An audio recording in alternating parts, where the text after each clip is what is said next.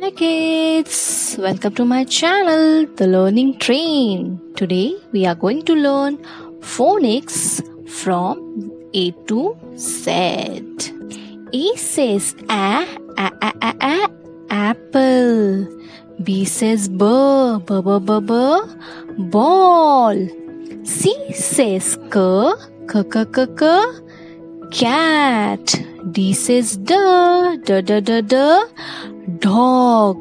E says elephant. F says fan. G says girl. H says her house. I says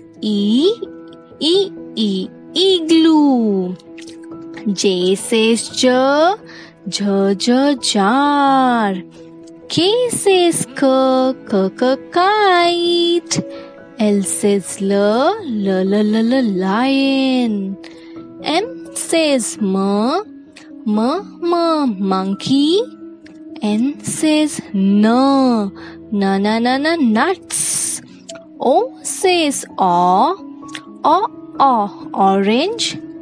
P says parrot. Q says quail. R says rabbit. S says sun. T says tiger. U says umbrella. V says van. W says watermelon. X says X-ray. Y says yard. Z says zebra. Hope you like the video. Thank you. Bye bye.